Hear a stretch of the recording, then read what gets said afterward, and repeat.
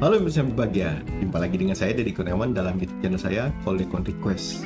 Di YouTube channel ini seperti biasa saya Dekus akan menjelaskan, mendemonstrasikan serta mereview berbagai aplikasi menarik yang dapat digunakan dalam proses pembelajaran.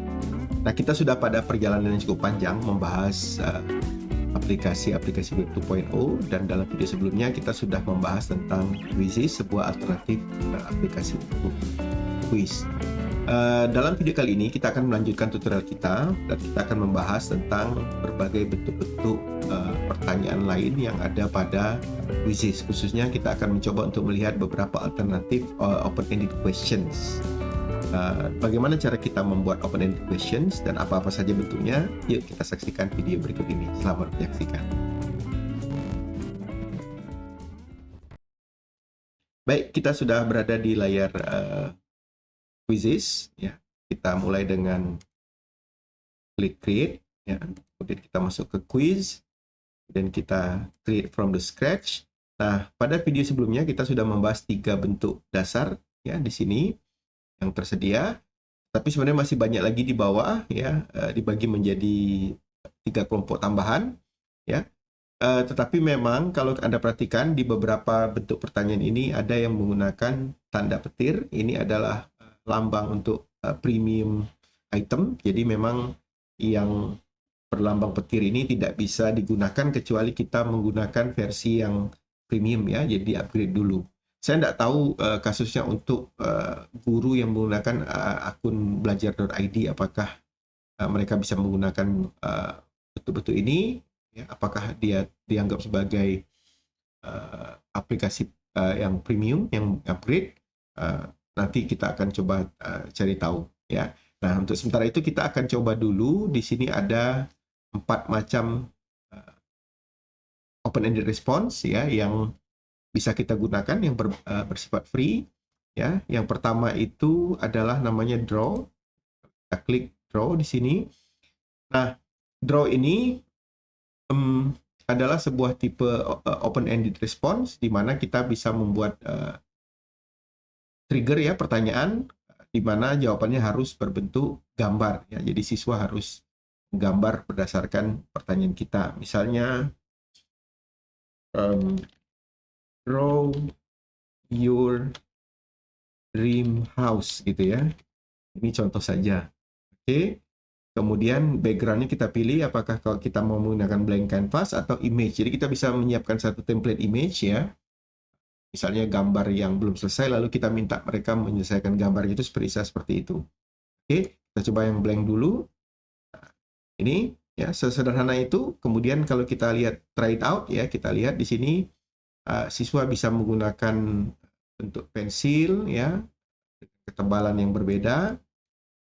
Kemudian ada apa? Seperti stabilo, gitu, ya, dan beberapa yang lain. Nah, ini. Oke, saya tidak bisa menggambar, gitu, ya. Gambar saya jelek, tapi kita coba saja. Oke, bisa dihapus dulu sebentar.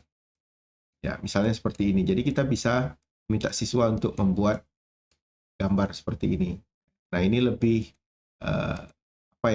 ibaratnya lebih interaktif, kemudian lebih berupa kreativitasnya yang diukur, gitu. Nah, ini bentuk pertama draw. Nah, kita lihat bentuk kedua, ya, yang namanya open-ended. Di sini kita bisa membuat pertanyaan yang nanti bisa dijawab atau dinilai secara manual, ya. Misalnya write 3 to 4 sentences describing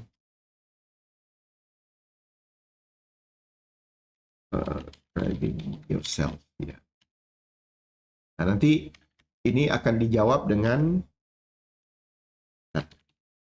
ini akan dijawab dengan pertanyaan yang jawabannya harus berbentuk kalimat. Jadi anak akan diminta untuk menuliskan 3-4 kalimat, ya, sesuai dengan tujuan yang diberikan.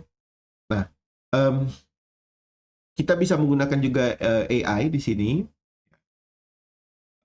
untuk menilainya. Jadi dihitung, dinilai dengan menggunakan generative AI, nilainya ditentukan oleh mesin gitu. Tapi ini pilihan kita ya, kalau kita menggunakan, saya tidak akan bahas itu di sini. Kita akan masuk ke bentuk yang ketiga yang tersedia, yaitu namanya, di sini tidak tersedia ya, mungkin, ya ada di sini. Yang ketiga adalah polling ya. Nah, polling ini berbeda tentu dengan quiz, dengan multiple choice, karena polling itu pada dasarnya tidak memberikan poin, tetapi misalnya kita ingin berinteraksi dengan siswa ya, dalam bentuk pertanyaan, misalnya apa yang disukai, lalu kita akan melanjutkan pembelajaran berdasarkan respon dari mereka ya. Misalnya begini, which one is, misalnya gini, which story, folklore lah ya, kita sebut folklore, will you like the best. Nah, kemudian kita di sini tuliskan misalnya Parit Kundang ya. Oke, apalagi yang terkenal, tentang Uban Perahu ya. Oke, mungkin ya. Nah, kemudian apa lagi ya? Oke, misalnya bawang merah dan bawang putih ya, dan bawang putih, dan kita bisa berikan yang lain-lain. Nah, kita kemudian bisa memberikan mereka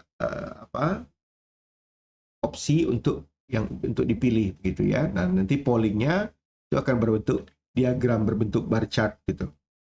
Oke. Nah, ini tentu saja bukan pertanyaan per se ya, bukan kuis dalam artian ada nilainya, tetapi lebih kepada untuk mendapatkan polling atau jawaban. Nah, yang setipe dengan ini, yang keempat itu adalah word cloud ya.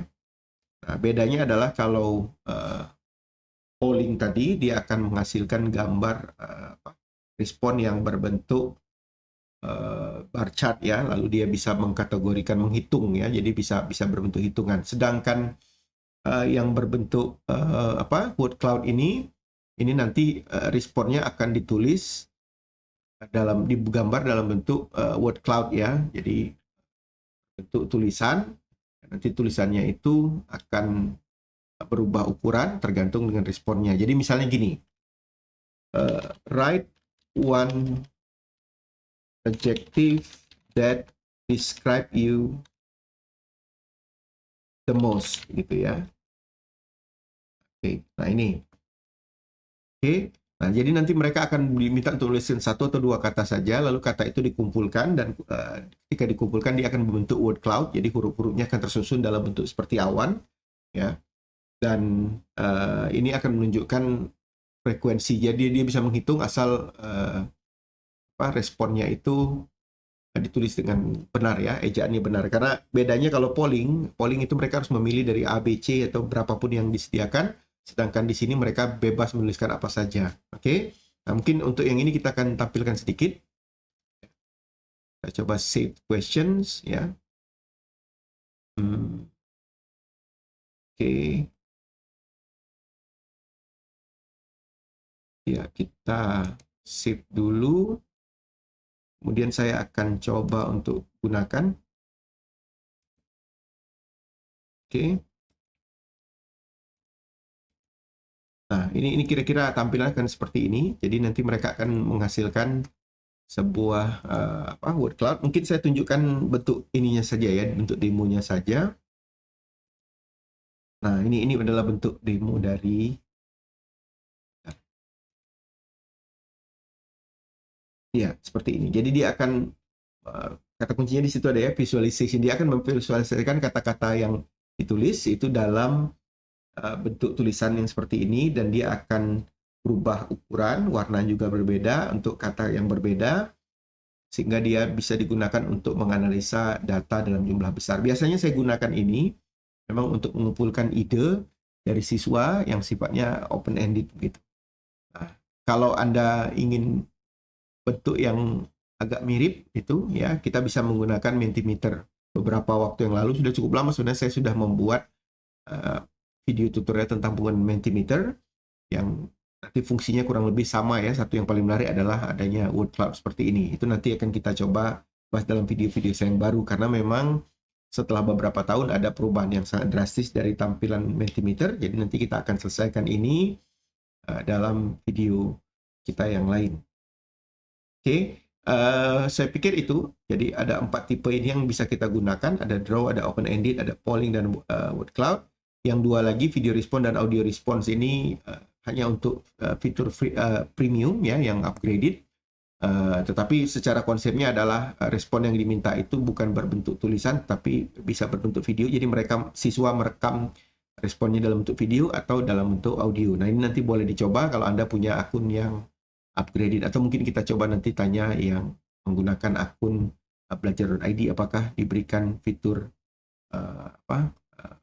premiumnya gitu ya. Oke. Nah, demikianlah video saya tadi. Memang itu secara singkat saja kita sudah menggambarkan tentang beberapa fitur-fitur tambahan ya untuk jenis pertanyaan yang ada, yang untuk open-ended namanya ya, dan itu sebenarnya terbagi 2 juga. Ada yang open-ended yang graded ya, dinilai, ada juga open-ended yang hanya digunakan untuk mengumpulkan ide saja, jadi tidak punya nilai tapi digunakan untuk mungkin brainstorming ya dan lain-lain. Ini nanti bisa diterapkan sesuai dengan kebutuhan kelas kita masing-masing. Di samping itu, kalau Anda nanti tadi perhatikan di bagian bawah juga ada beberapa bentuk lain yang diberi label HOTS ya, higher order thinking skills. Jadi ada matching, ada drag and drop ya, ada hotspot namanya dan lain-lain. Dan ini sayangnya memang juga berbentuk yang untuk versi premium, jadi tidak bisa kita gunakan kecuali kita upgrade ke versi premium. Tetapi jangan khawatir karena sebenarnya banyak sekali alternatif. Kalau kita perhatikan dari sana, saya akan bisa tunjukkan itu. Kita bisa menggunakan fitur menggunakan aplikasi lain ya, dan nanti akan kita bahas dalam video-video saya berikutnya. Oleh karena itu, jangan lupa untuk like, share, dan subscribe sehingga kita bisa mendapatkan notifikasi setiap ada video-video saya yang terbaru. Dan juga Anda boleh membuat request ya, silakan ajukan menggunakan post komentar ya. Jangan lupa di like dulu, kemudian komentari, berikan pertanyaan atau request, seolah nanti akan kita penuhi sesuai dengan kebutuhan. Saya pikir dari saya itu dulu, ini sudah cukup panjang. Terima kasih sudah menonton sampai ke ujung. Kita bertemu lagi dalam video berikutnya. Saya Deddy Kurniawan. Assalamualaikum warahmatullahi wabarakatuh.